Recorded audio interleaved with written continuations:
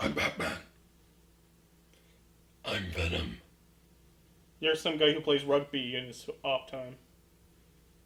Sorry. I'm Venom. Or we are Venom. There we go. You'll get there. You're not Third even, time. You're not even Eddie Brock. Oh. Mm. There's a lot of people that, are Venom, Yeah. So here's a thing for y'all.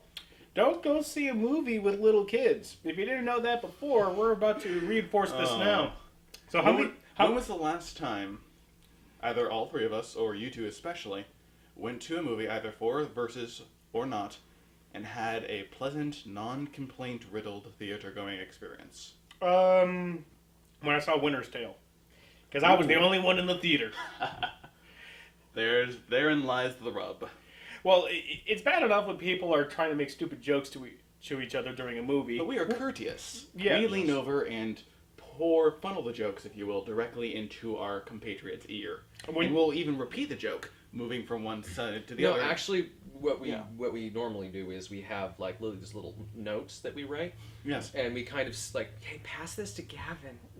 I thought you were about to go into a completely different direction with that one. Is this joke funny? Check 1 for yes. What check direction 2 for did no. you think? I thought you were gonna like go into this long spiel about how we write our jokes onto these notes, then attach them to pigeons, and then just flutter us back. No, I was just making classroom jokes. Nah.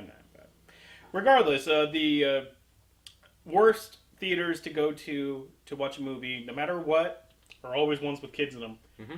Doesn't matter what the movie is, but Zootopia, while a good movie, I believe it's a good movie. Yes. We'll get into that. Mm-hmm, but if you're going to see it with kids, Don't. make them your own kids. Like, if you have to see the movie with kids, make sure they're your own kids, not anyone else's kids. And age appropriate. Kids. Yeah. It's an animal movie, kids. Oh, Yeah, wow. yeah, wow. I actually just got that. Yeah, wow. Mm. Only because I don't think there were any goats in it. Yeah, there were. No, there were sheep. There were rams. Well, Yeah, rams are sheep, so. Oh, also, Disney is really just peddling out porn now. Right in front of everyone, right under Before we their get nose. into the obvious, was there anything more on your children point? I wanted to ask you, how many times did the kids behind you either kick your seats? They kicked your seat 6 times. 6. When that kid got up at me, I don't know what happened, but like something of his brushed up against my head, so it's just kind of like That would I hazard to guess what that would be. I shudder to think. But Probably just covered a in germs. hand covered in candy and chocolate. And, Ugh. I'm feeling up there, and I'm feeling up here. There's no Relatively non-sticky. no. Other than his I only got usual. kicked. No, I said no twice. more stickier than usual. Yes. So, let's see. Oh, but even the kids, though, as disruptive and loud and obnoxious as they were, their parents weren't helping. I believe an immortal line that we'll take away from this night was when one of the fathers just almost at like I don't thinking know if as it he. was a father. It sounded several rows back, as if this is coming from the mid-back, if not the absolute back of the theater. yeah, but he sounded. He just yells at, it's Bill Murray. Yeah, Referencing the character played, obviously, by Jason Bateman. Bateman. That's what I said. No, you said Bateman. They knew what I meant. Basement. Do they? Do they?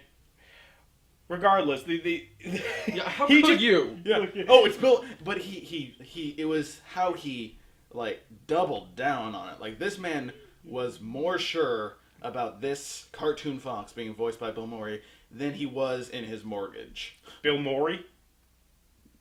You're just gonna harp on this all night, are you? Oh yeah. All night. Yeah. All night. Uh-huh. Okay. But He does the same thing to me. You're More just- sure about it than his merchage. I'm just gonna intentionally mispronunciate all night for you to have to stop dead in your tracks in this vlog and correct me every single time. Well, you're the one who's going to wind up sounding stupid, so. I should probably not do this with the person that has master edit over it. And speaking of sounding stupid, let's lay our cards out on the table here. What did you expect going into this movie? I'll start off by saying I was expecting cute. I was expecting that there was going to be Lots of animal puns, because that's just the kind of safe Disney humor to expect.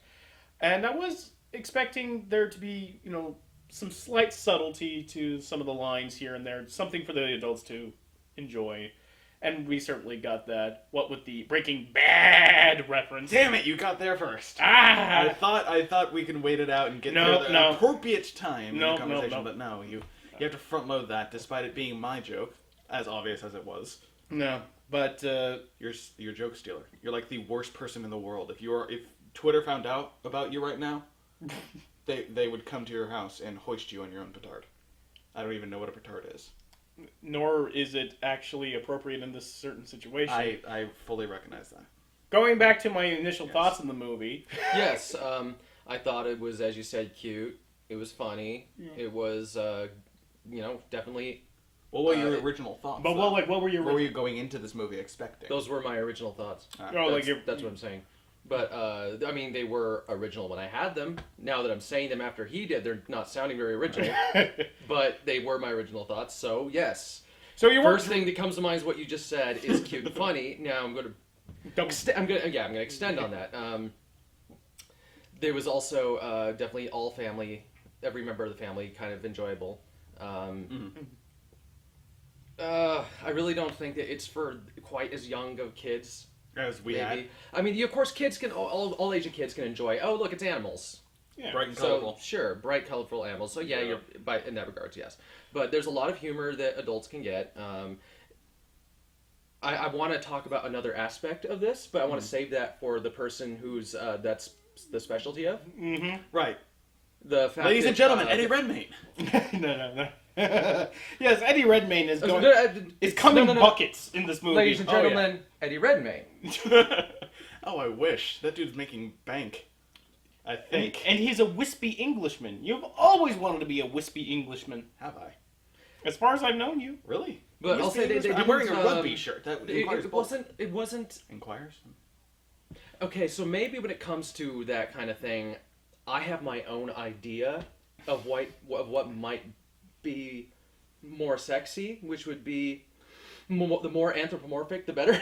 Yeah, that investigation will certainly take place. In that regard, I've seen movies that had more anthropomorphically enticing. But this is the new furry gateway movie for. Yes, it is. But holy shit, yes, yes, this definitely anybody can see that. Anybody can see that. Allow me to elbow into you guys' rapport. Especially at one scene. Because I have not given my initial thoughts yet. And I have to say that I'll get you in a second. I'll get you in a minute. I have to crowbar into your existing most furry movie of all time. But seriously, wow, that's old.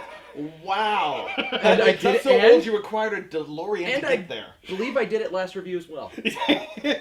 You are Kanye West. You're repeating your material. That's impressive. But you were saying? Yes. Yes. What I was going to say is, on the most part, they did kind of condense that all into one scene. So it was kind of like, all right, guys, and put on your fapping glasses. Get out your moisturizer. Here we go. And it just goes hog wild. Except there wasn't any hogs. Yes, there was. There was not in the scene he's referring to. I believe there was a pig. Actually, I think there were at least pigs. Yeah, well, they were only watching in a trough. Participating. Yeah. Yes. Anyway, so up to you. Initial thoughts. I was expecting a lot of sight gags from the trailer. Pretty obvious. I was expecting the general beats of it, given the personalities that were going on in the trailers. They're gonna get together. They're gonna learn about each other. There's gonna be obvious pandering of message, which we'll get to that, and pretty much everything you guys have said. But also, as it got closer together, and we got closer to the release date, all of the sentiment that we're about to go into and investigate began to become known to me. And after seeing this movie, I can definitely see that happening. And most certainly, this is the furry gateway movie. To the extent that a few macros were passed on to me of a passing the torch motif from Disney's Robin Hood, the previous furry gateway movie, for all of you who are curious, literally giving a torch to Zakk Wylde, or whatever his name is, from this movie, saying, "It's your turn now." Zakk Wylde. That was his name, yeah? The Fox name was maybe have been Wild, but Not Zach What was Wilde. his first name then? I don't know. That doesn't matter. But you just named the guy who was on MTV. I don't know what his name was, but yeah, that was like. I don't know. I don't know really. Zach Wilde was the name of a guy who I've never hosted heard... MTV panel show. well, back regardless of his name, he was certainly going was... to be turning audience members bipedal curious. Yeah. So as a filthy fur fag, what'd you think of this movie? I am not. I'm gonna put that out there. That's not gonna make any difference to these two, but assuredly, I am not. I don't know how to respond to your question because it's on unloaded concept.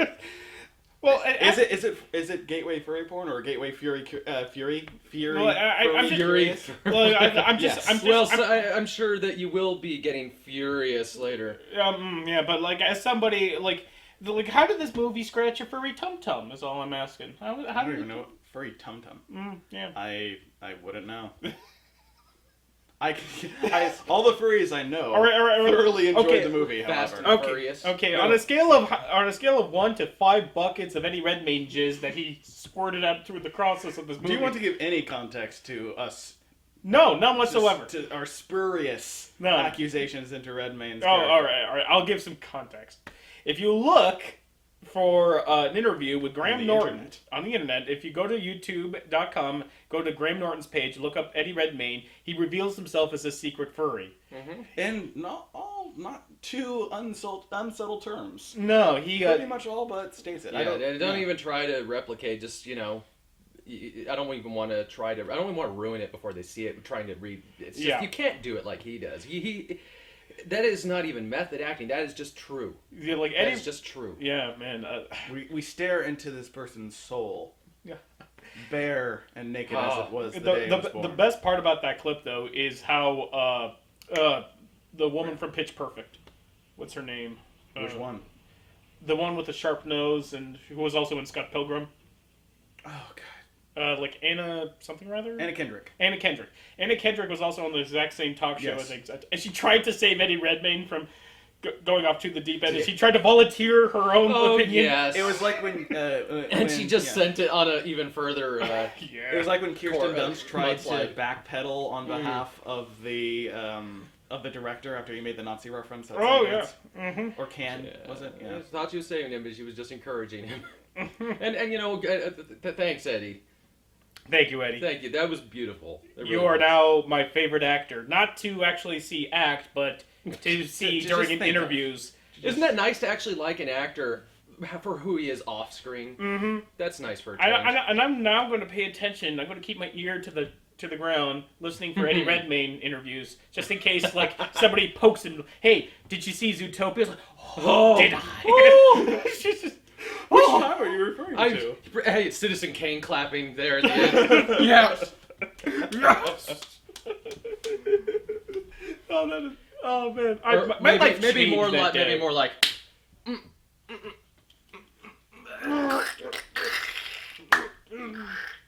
My life changed the day I saw that, and You're so immature, and we're talking about kids being immature at the theater. Oh God! Hey, we were not immature in the theater. It's true. No, we were not. There is a time and place for our immaturity, and it is not. We're looking at us. We're wearing full Batman pants and Batman shirt. We are not kids. Yeah. Venom shirt. Yeah. Yeah. So let's get down to the movie itself. I don't think the strength of the movie is in so much the story because it's Disney moralizing. I mean, albeit it's a good moral to teach kids. Ostensibly, you can be whoever you want to be, but also realize that other people are trying to. You shouldn't judge on appearances. It's racism the movie for kids. Yeah. Bigotry. It's bigotry the movie for kids, and it seems like it's racism, but really it's a broader point because they're not just narrowing down on lions or foxes. It is just classes of people. Yeah, it's a much broader scope, intentionally so, perhaps. But if you're going to make judgments based on physical appearance, which the movie is really against. I'm glad they did it that way. If they had made it one type of animal, or genus. Then, genus or species. Yeah, I mean, it would have been way too it just would have been too much. Like the lions, like the Yeah. lions in The Lion King. Of like, we don't like those other lions that were somewhere in the first movie. We just didn't mention them. Yeah. No, that's really not subtle at all. That's Also, all hyenas will eat you. Yeah. But I think they make their points about that a little too broadly. Well, I mean, they have or a to, little yeah. too blunt force. But again, kids movie, you kind of have to. I don't know how Disney could have done this with any more finesse without stepping on some toes that would have influenced one of their contracts with somebody somewhere. Well, here's where the story kind of feels for me personally.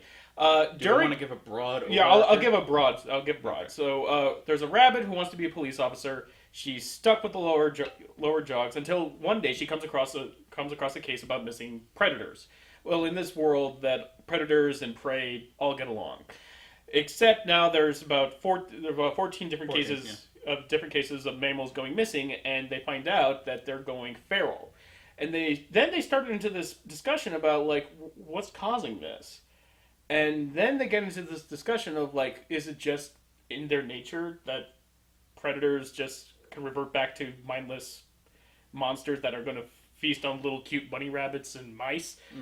And I was wondering where they were going to go with this, because they didn't really set up a main villain.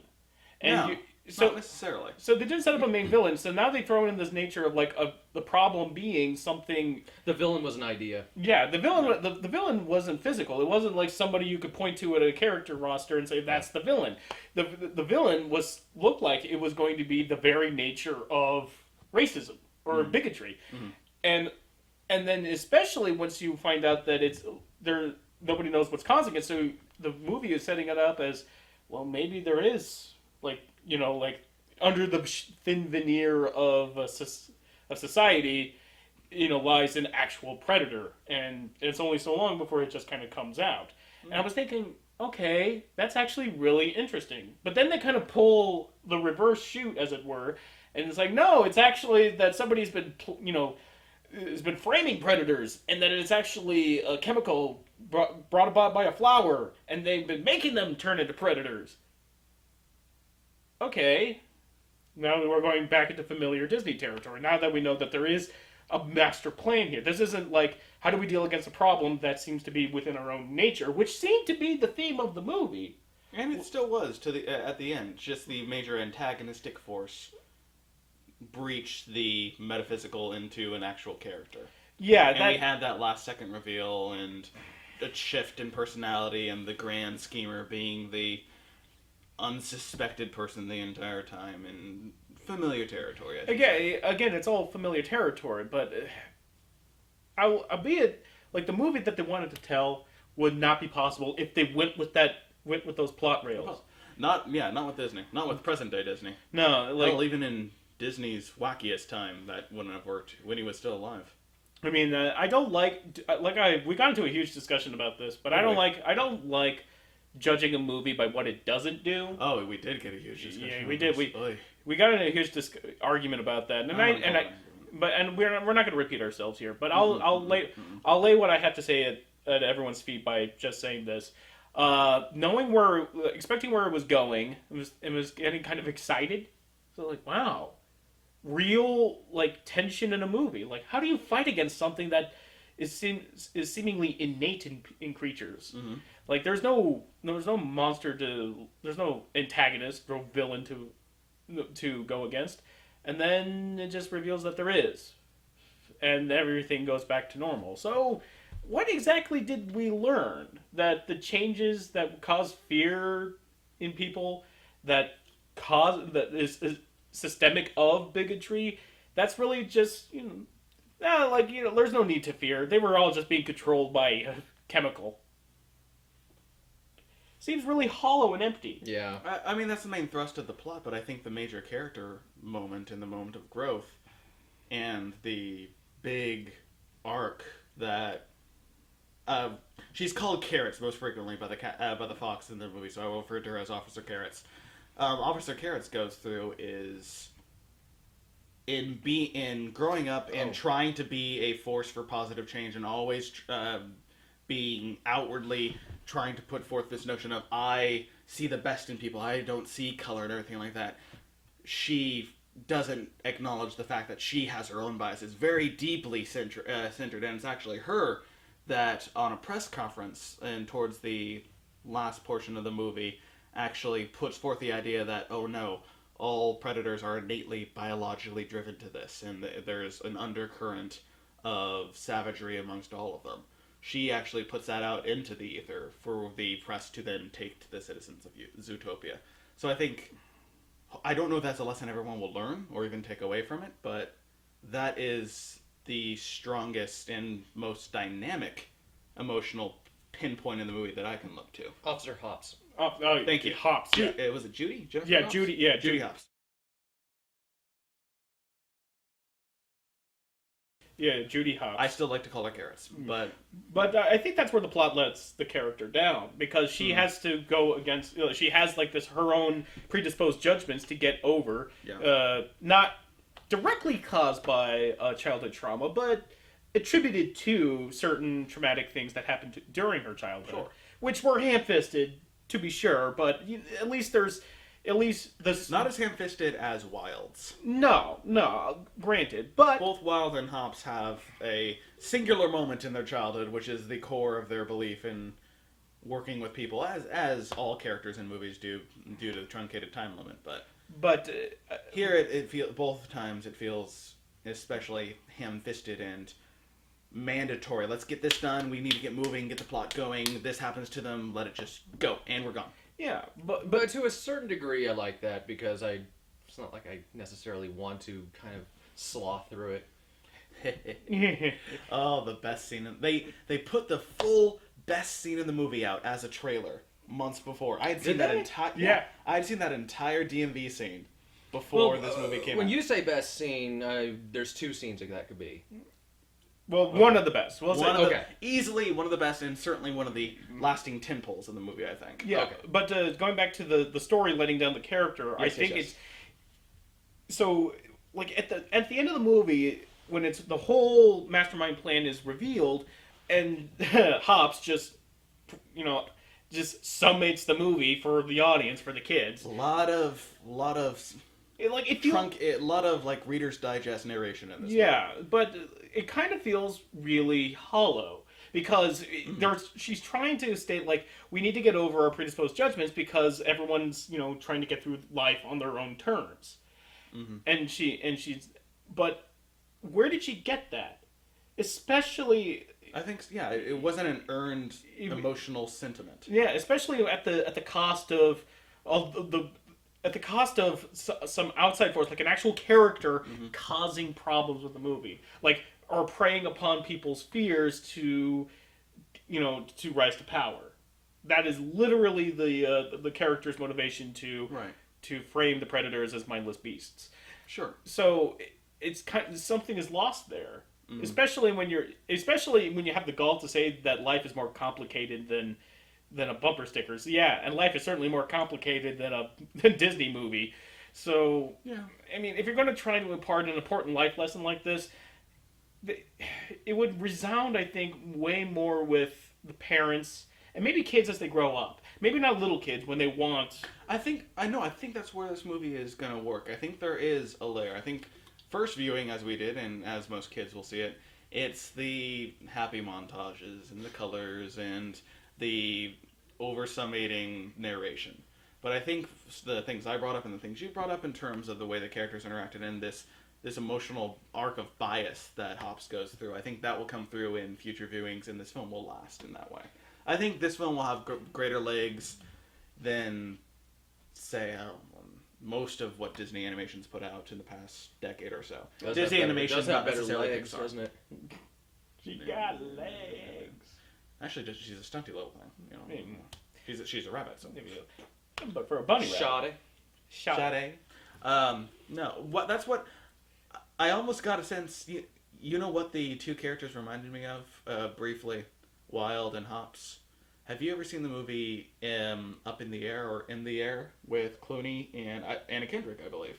Oh, yeah, actually. I don't think so. There was a bit of that pragmatic judgmentalism in Clooney. That for efficiency, he prejudges people in groups in order to make his life easier. And Wilde, in a sense, has that very pragmatic, like, yes, a person is capable of going beyond their indigenous traits, but when you're in this giant city and people are hurting about, not pun seriously not intended because it wasn't funny enough to be, but there are ways that you can chart a course and you could live within this and actually use stereotypes that are put upon you for your own advantage. And I think that was where the film succeeded most for me on a narrative level. I think Wilde was a pretty strong character, not for where he came from, but where he ended up.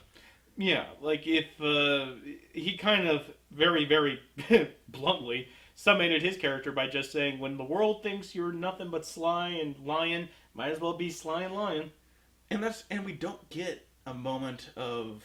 Did we get a moment of simple redemption for him? Like Aladdin feeding the cuter orphans the bread? Not... I don't think we really got one. Well, he kind of was doing a long journey of redemption the whole time by helping her, I suppose. He certainly has the more poetic arc amongst the characters. Because he did take advantage of her kindness in the beginning. Yeah. Or patronizing, but but he that's why he helps her throughout the whole movie. He does get redemption. He becomes a freaking cop when he was, drifter, so... It's when to go from con artist to cop, he has a more fulfilling emotional arc. Mm-hmm. He doesn't really, well, I don't know if he learns anything by the end of the day. It's not like he was proven wrong. He was kind of proven right by the metrics of the narrative. By the plot of the movie, sure. Yeah, he was proven kind of right. And yeah, that's why I had towards the end of the movie I leaned over to Gabe and whispered, so Zootopia's method of utopia is take all of the con men and make them cops. That's the road towards paradise. Invariably. Yeah. Well, but the thing the only way this movie could have I'm sorry, I began that thought wrong. The only character part of this movie that I don't like is the character of Hobbs.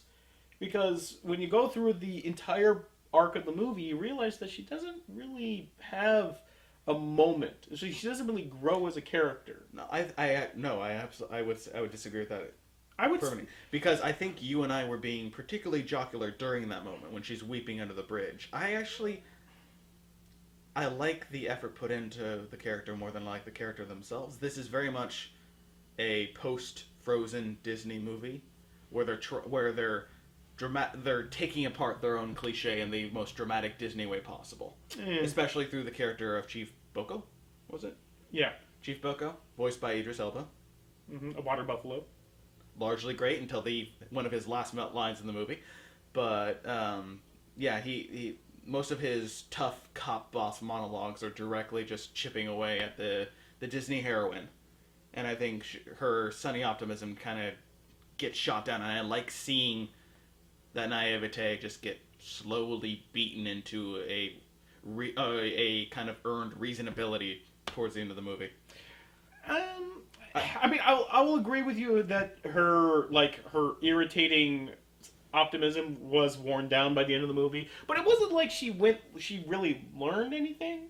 It was more like she had this one moment of hey, I was being judgmental to the fox. Why don't I just be weeping in front of her, weep in front of him, and then the plot will bail me out of learning anything by saying, no, I was just a victim of a villain instead of actually a victim of society. I just think they didn't nail down that point of emotional catharsis as bluntly as they did every single other emotional point in the movie. I do think we can assume a change in her. Yeah. I think the movie very much has towards the end, especially when they're buddy cops in the car at the end, it puts her down on a path towards very obvious emotional growth. Yeah, well, we don't get the point where it's we don't get the Kyle model. Was it Kyle in South Park? No, it was either Kyle or Stan. They switched. Kyle or Stan. We don't get the I learned something today monologue. But given all the other monologues we got in the movie, it was sort of expected. But I do think there's an obvious direction you could assume for her. But there was that one moment, towards the end of the movie, where they were in the car, and I think, I forgot the exact context of it, but basically she said, loves him somewhat. She asked him a question, he asked her a question, and she kind of answered back with that whole that dialogue motif of answering your own question. It's like, but does that mean I'm in love? No, not like I'm in love or something like I love you or something like that. You do not have enough grasp. None of us have enough grasp of what actually occurred in this exchange to make a point about it. Yeah, I know, but like there was like that was the only bit of like real Disney cheese. There was quite a bit of little flakes of Disney cheese throughout. Yeah, but that was the only one between that character, those characters rather. I think we've harped on this point enough. But yeah, let's actually talk about what we really did like, because I think we all liked the movie. Were you right? You've been rather silent. Well, I mean, I thought when they got to the flower part that it was gonna turn into a Scanner Darkly plot or something. Oh god! Turns out this has been a live action movie. He's like, oh yeah, you know that so and so ate the flower, and then he really started freaking out and just. There is a point where in the flowers. So it's like, and these flowers are bright blue, and a sheep walks in a yellow jump coat, and his buddies come by with coffee, and they're named Walter and Jesse. Mm-hmm. But no, when we said despite not doing that, it was I enjoyed it. I'm not as down on the transparency of the plot or the I don't know, the not so ethereal antagonist in the end, but I enjoyed it despite that, because I know in the end it's for kids, and they got the point. I think they got the point across just fine. I think this is a movie that that Disney certainly expects multiple and viewings who are we to say what they should have done? But let me begin. Let me. I'm sorry. I'm thinking of. I'm just thinking of Keanu Reeves in the Blue Flowers. I saw death rising from the ground itself in one blue field. A present for my friends. At Thanksgiving. So it's just you and me again. Anyway, one of the things that I think we all enjoyed, and it happened really early on. I don't know. Most people viewing this have not gone to a movie with you two, especially this guy right here. Not the easiest person in the world to make laugh. Genuinely so. I think we've preached this subject before, but very early on, all three of us shared a very genuine laugh with something that very few movies do well. And that is annoying parents of the protagonist. Think Transformers particularly for an egregious, horrible example of this. But here it was done very well, especially with the father character. Because basically, movie opens with a play, a talent show where the theme of the movie is expressed very blunt in exposition, and yada yada yada. She comes off the stage all bright and buffy and literally bright-eyed and bushy-tailed. She's bouncing along with her parents, and basically one of their first lines from the father is, you could just give up. Having dreams is nice and cool, just as long as you don't believe they'll ever happen. And it's a very... It's hard to explain why I enjoyed it so much. Maybe you guys can do it better, but we all just really liked it. And every time they came back, it was like, oh, good, all right, excellent. I don't think it's very hard to explain why you enjoyed it so much. Why did I enjoy it? I just think you won't. I enjoyed it because I just like seeing a little kid get shit on. Parents are just like, hey, that's nice. Not gonna happen, buddy. Get back to being a carrot farmer. Rural resignation to like the utmost extreme in like 2 seconds. And the first thing we know about this guy is like, we settled pretty hard, and they apparently had 280 kids. So, but yeah, those characters I think universal plus for us. Oh yeah. And there are a lot of the sight gags were great. I always love, if there's one thing I can go to in Disney animated flicks, it is the sight gags. Ever since since Disney was alive himself, they put so much effort into sight gags. For animators that spend hundreds of hours on these movies, these little happenings, like the juice bar with the giant pneumatic tube to send the smoothies up to the height of the giraffe citizens, that kind of thing, those little gags are where animators go to take a breath and to relax and just have a bit of fun. And this movie was rife with a lot of these little moments of visual creativity and soundless puns, basically. And that was one thing I consistently enjoyed through the movie. And it wasn't just, Mouster card, or was it like the parody names? It was things like, you brought it up. At one point, they go to an animal nudist camp and they're talking to an elephant that doesn't remember anything, or all the train cars have 3 doors for large-sized animals, mid-sized animals, and tiny little animals. And there's a lot of just little nuggets like that. And every time the hamsters went in their tubes, the Futurama theme played in my head. Yeah, and the actual design of Zootopia was actually something to be inspired by, especially when you consider that when you think about like a city that's built for animals, not just one type of animal, but all types of animals. And they do a very thorough job of breaking into districts. Yeah, climax districts. Like not only is there like a little miniature city for like little mice and Rodentia? Like it was like a slum almost. Yeah, but it was actually it wasn't a slum. I'm going to call it a slum. It was remember because the Godfather Shrew. Well, he was in the Tundra district. Yeah, he was in the Little Rodentia was kind of like Little Brooklyn. Yeah, Little Brooklyn. Little Italy. But it was doing well enough that a daughter of a mob boss would want to go shopping there. Okay, true. So, but not only is it like differentiated by size, but it's also differentiated by environment. Yeah, and that's yes, the mob boss. Yeah, that's going to the more for me. It's more of the deterrence of the movie. Really, you weren't. I could not stand that. You didn't. I get it. Somebody on the writing staff. They did a Godfather thing with what animal was that again? It was it looked like an opossum. Something. It was a shrew. It was a shrew. Shrew. Yeah, it was a little shrew. That would explain the daughter's personality. What did you think of the Godfather rehash? And it just went on for so long. It's like they stuck with that bit like they thought it would be hilarious. What 5-year-old knows of the Godfather? Like in mid-90s when Animaniacs were doing the whole Feathers bit, that would have worked. But here? I'm sorry, now I'm picturing a series called Goodfellers. Pallies! But ever since I was little, I wanted to be a good feather. What did you think of the Godfather? Being the man that could actually impersonate the Godfather. I thought it was very cute. It was very... The entire time? Yes, it was very, very cute. And it's, as usual, in most cases, I think I'm going to take a middle stance. Nice. It didn't bother me a lot.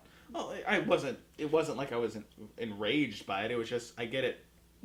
Well, they were pulling this. I mean, I did become integral to the plot, but they were pulling the whole my daughter's wedding, and you made her cannelloni or whatever.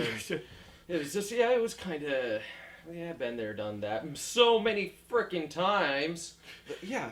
Well, you were asking. I know you probably could have done Scarface, but. I don't know. That would have been pretty funny, actually. Like, the weasel turns out to be the Weaselton or whatever his name was. Turns out to be like the main flower boss, and he's like, this whole Zootopia is like a big old pussy just waiting to get fucked. And my wife is full of poison. But no, like you were asking like what 5-year-old knows what Godfather is. I didn't know what the Godfather was when I watched Animaniacs when I was 5 years old. Still, it's every kid has to experience the Godfather sometime in a little children's parody of it. Do they? Yeah. You think that's I think the Godfather is a passage. Think about it. The Godfather is an American cultural touchstone. It's true. I mean, like mine was Mafia. Oh God, yeah. I even actually did a scene from it for a school, not talent show, but for a skit. You poor man. Or boy at that point. Well, I liked it at the time. Even if you have to experience it, I don't think they needed to put that gag into a main plot thread. Probably not. I will admit that the way they utilized it for story purposes was the lead up to him was great. Yeah. He's Mr. Big, and all these gigantic polar bears are coming in, and of course Hops here, the Godfather. Social justice rabbit is Hops. making judgments on size and body. Doing all the body thing, and here comes this giant polar bear and turns around, little chair, and there's the shrew. I mean, build up great, and it's like, oh, it's the Godfather. 5 minutes later, it's my question still is, the Godfather. It should have been like an elephant. It's like, would you think I was that small? Well, my question is like ants. No, like a tiny elephant. My question is, why did the shrew look like Martin Scorsese? Did he? Well, that huge, thick eyebrows and. I didn't know his face was so squashed. He had a squash face, like because the eyebrows took up half of his face. Yeah, like he had Martin Scorsese. Scorsese didn't direct Godfather. No, that was Coppola. Yeah. Or Coppola. Yeah, Yeah. and Marlon Brando didn't have thick eyebrows when he played the character. So So what exactly? so why did he look like? Were they trying to hit like And a shrews more don't mobster? have eyebrows. Yeah, like those thick eyebrows were definitely Scorsese. But regardless, I thought it was cute. But I will agree with you that the way they used it in the plot was very ramshackle together, and it went on for longer than the plot really should have let it go on. But for somebody who thought it was pretty cute, it's like I'm not going to be too angry at this. I don't. May I make a second attempt to bring up something I thought negative and thought you two would agree on? All right. Our leopard cheetah friend at the reception of the Oh, the one who I thought was played by Josh Gad, but yes, I could have sworn. Like I was more sure that he was being played by Josh Gad than I was that guy I thought was being voiced by Bryan Cranston. yeah. Yeah, but I was wrong on both counts. Take all the points The and super bang all the hangups we had about the bluntness of the plot and push it down into a white hot center of stupidity, and that is that character. Yeah, Like his first introduction was, "Oh my God, I am so sorry for prejudging you. I need to counter my bias," and basically going through an entire presentation of a. It was like he was a character that comes into the police officers for sensitivity training, and he explains to them why they've been acting wrong their entire time and horrible people for having biases. yeah. And it was just so aggressive. And every time he came on screen, I'm sure somebody somewhere likes him, but it's like he was a garbage disposal for jokes. Yeah. Although, for a character that's supposed to be espousing the virtues of not judging people by their looks, there sure were a lot of fat jokes about him, weren't there? Fat donut munching jokes. It's like, hey, Boot. look, there's a donut hidden in my fat folds. Quite literally, yeah, that was an actual joke in the movie. So, I don't And know. he didn't have a point of countering that. He didn't like leap up and be suddenly very active, or he didn't have any point in time in which he overcame our preconceptions and the character's preconceptions of him, like pretty much every other character did. Yeah, like He didn't have a moment where it's like, I may be fat, but I am useful, or something. Yeah, he's like no that. Kevin Owens. No. Although, seeing that character cannonball him into the corner. See, now that would have been good. Yeah, that would. But I don't know. Like that character was just pure comic relief and just making jokes about he was neither comic nor was I relieved. no, but like our issues with the nomenclature aside, Yes. the character I found to be more kind of antithetical to the theme of the movie. Yeah, counterintuitive to the entire point you're trying to address. Yeah, like it granted it's If there difficult. was a cut scene here, you probably should have kept it in the movie because, as it is, he remains a walking stereotype. Yeah. I mean, like sometimes, like hey, Or, in his case, a sitting stereotype. yeah. Well, he did hang his head through a doorway, so like he was like physical in that guy. And remember that hilarious joke where he tried to stop a lamb, but he just was too fat. Oh yes, He was And just he- too fat, and Yeah, it was just. and he had the very sad app where his fat face was superimposed on a very not fat body of the dancer of the gazelle, Yeah. pop star of the movie. That you kept saying was Iggy Azalea, which I thought was funny, but it was actually Shakira for some reason. Well, there was, I doubt they could have had Iggy come on and do some of her raps. Well, what for I the liked was the kids. fact that it was obviously Iggy Azalea. I mean, come on. Yeah, it's perfect. But it was Shakira. I mean, and she even had the big hips and everything. And But it was it Shakira. was pretty obvious what they were doing with that, and blonde hair. But what I really I guess enjoyed for the wrong reason, but that this character was being so oh god, politically correct, sending out those public announcements. oh yeah, Don't judge people based on being a predator. trying to hold a political Try to- rally. Yeah. And it was just The pop like, star. oh Yeah. god. It's like, yep, that does sound a little bit like us, don't it? Predators' lives matter. Mm-hmm. Uh, Yeah, I swore I saw a sign somebody held up during the protest like Predators Lives Matter. Yeah. I mean, if they had any balls, they would have made that joke. And then someone crossed it out and wrote "All Lives Matter" over it. I don't know. And then I could have come in with a hashtag that said "No Lives Matter." Hashtag not all predators. Yes. I don't think that was in there. No. So wait. Anything else? Well, I don't know. I think we're coming a little hard on the movie. No, I think we're nitpicking. We're nitpicking, but we're really making mountains out of molehills. Well, I mean, But I think if it's you think because we about come it, from a place of- what would we do if we didn't nitpick? But I think know? it's because we're coming from a place of genuine appreciation for the film as a whole. Oh yeah, Especially from a visual perspective. Nearly everything was on point. But that's Expressions, lighting, character movement, animations. Everything was fluid, crisp, beautiful. yeah. And, It was a gorgeous movie. Yeah, it was. Yeah. It's one of those movies that I think will be more fondly remembered than, like, say, Frozen is, because I think it's gonna Frozen stuck in Frozen, enough like- to where it has the generation. Like, now. Frozen's it's gonna- gonna outlast better films because of where and how it came in. Yeah. well, I think Frozen is going to Is hit this a that- better movie than Frozen? Oh. Hands down, easily better movie than Tangled. Pretty much. Yeah. Yeah. I would say it's a better movie than Frozen. But I'm saying that Frozen is going to hit that patch where it's going to be like Titanic, where everyone's going to be so sick of that movie that they won't be able to. That hasn't happened already. Well, even more so than you. Okay. It's going to reach that Titanic level. Hallmark level. I think this is Yeah. the first genuine, lasting hit that Disney can expect out of their animation department in at least a decade. I wouldn't go so far as to say that.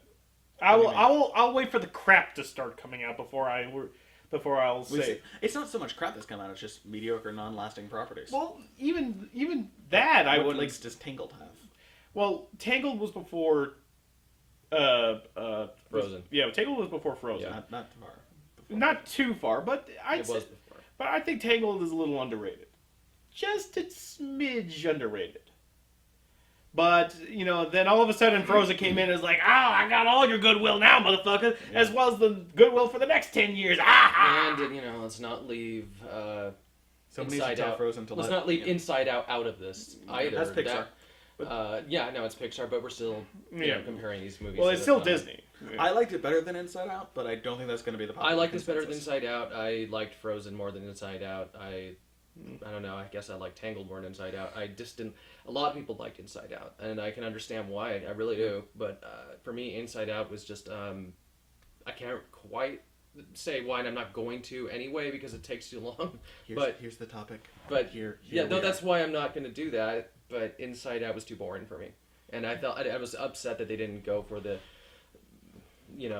child with dealing with depression, like bipolar disorder. I thought they really Missed the boat? yeah. You two haven't seen Kung Fu Panda 3, have you? No. That is a trend I'm putting on this year so far.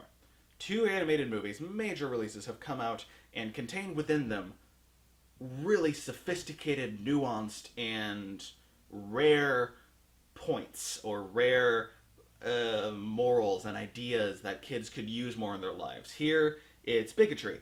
In Kung Fu Panda 3, it's the nature of giving rather than taking, very Buddhist principle. And both take the easy way out at the last minute to two different extents. Kung Fu Panda much more than Zootopia here.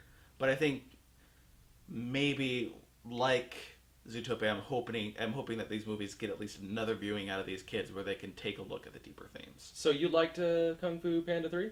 I like Yeah. it. I think I probably would have liked it too. You know what I got to see instead of Kung Fu Panda 3? What did you get to see? I got to see 50 Shades of fucking Black, didn't I, Ben? Yeah. Yeah, that's what I got to see instead of Kung Really? Fu Panda 3. Yeah. Mm-hmm. Yeah. You got a bad deal, my friend. I think you would have appreciated You Kung Fu don't Panda 3. say, Yeah. Gavin. You I don't think so, say. It's yeah. almost malicious. It's almost like there was, A villain in your life It's almost... who plots against your every move. And that villain's called bias. Yes, I mean that's a villain you have to get over. You have to conquer your own villainy, there, Gabe. Shall we try Yeah. again to steer this back to Zootopia? No. Just like No. try. And try. you're wearing the There- Batman shirt and I'm wearing Venom shirt. Yeah. There is a they did it in the movie. They're on a different track and then they pulled the subway car to another track. Can we emulate that? Can we get back on focus? Well, I don't think there's really much left to say about the movie on the whole. I'm but- trying to mine it. I'm sure we've missed something. I think like the sloth DMV scene was Yes. funny, but And Flash had a moment where he countered the bias. oh yeah, at Where the he end. where he countered our perceptions of him. The At the very end, yeah. At the end of Gag, where he was driving 100 miles an hour down In a fucking beast of a car, sir. Yeah. In a muscle car. But you actually, there is one thing I think we forgot to touch upon. You said like you said the best scene in the movie. You thought like you were bringing up another scene in the movie that you thought was the best. That wasn't the DMV scene. What was that scene? What was that scene? I actually am not sure I did. Yeah, you did. You didn't. Yeah, I don't think I did. Yeah. I think that I alluded to what you guys thought was the best scene. No. You said I said DMV, and then you said Like- there was another scene that you thought was the best or the key scene in the movie, Yeah. and it was having to do with gateway furry porn. I didn't say that was my best scene. No. I said that was Well, your best scene. we're asking what that scene was, Well, regardless of what the context of what you thought was. Well, okay, so What was the scene? well, I didn't say it was the best scene. But what was the scene you were referring to? Yes, So that was we're not- obvious. It was the nudist scene. Oh, okay. Oh, the Well, nude- what I okay. was saying, Gavin's favorite scene. Oh, but here's the thing: Gavin referred to it as all of our favorite scenes, so that's why. Well, that's purposely very clouded the presumptuous of waters. you, Gavin. Yes, That's I- kind of presumptuous. I was the villain the entire time. yes, I tried to use I fear Yeah. to. Well, my advantage? you're a furry to begin with. yeah. Very cute, guys. So I give it 3.5 Eddie Redmayne gallons of cum out of 5. How many? That's quite a bit of. Yeah. He had to squirt a little bit. That's a out. lot of trailblazers. Yeah. What about you, Gabe? How many gallons of cum? Wait, how many can you actually have? 5. They're out of 5. Out of Okay. 5. It's not an IMDb gallons of cum. That's No. 10. Eddie Redmayne would die before he gets 10 gallons of cum out. it's not, But for Zootopia, he'll try. he'll try, yeah. 3.5 sounds about right. 3.5. I will give it 8 disturbingly moist fursuits out of 10. Pretty strong. Like, yeah, you can smell them before you touch them, or get. No, even the close to smell them. touches you before you can touch it. Yes, So that The translates. animatronics. that translates roughly to about the same. So that roughly We're translates. like at a 3.75 out of. Yeah, so that's like 5. 3.75 gallons of cum out of 5 with a good dry whiff at the end. Eddie Redmayne's dick, like a jalopy, just. It's funny how that sound effect that's a sound effect when you make it just makes you laugh at the end of it. See, Actually, that's try it at home right now. Do it. Just try it. Just a vapor. Or laugh? if you You laughed, didn't you? Yeah. I just realized that's the exact same tone of voice Eddie Redmayne used in Jupiter Ascending. I create life. I create life, and I can destroy it. Oh, Eddie Redmayne, please don't sue. No. What the fuck was that? Same movie. Same, yeah. When did he do that? Oh god, that gif. I could just watch that all day. It's just he's so zen and peaceful. No. Or that sudden, the first time he did it, like the first time he was telling his henchmen to get off the screen. Go Like, see Zootopia. It's a good movie. I think you'll like it. Was that the one? I think that might have been. I it. think Maybe we it's all Go. agree It's it's a going to Go. be a good movie, and I think you should go see Oh, it. thank you, It's Gavin. yeah. Thank you for signing us off. Oh, you guys stopped? I didn't think that was going to stop for another few hours. Ow. sorry. Dick. Till next time.